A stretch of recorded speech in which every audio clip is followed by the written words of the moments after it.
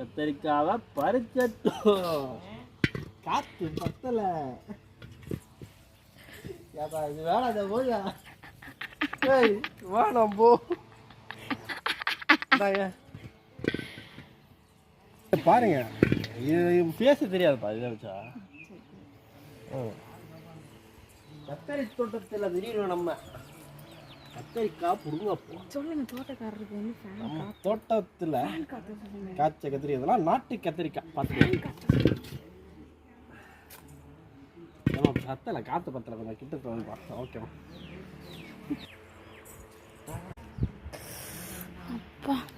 சரி வாங்க வாங்க நம்ம போதும். இன்னைக்கு நம்ம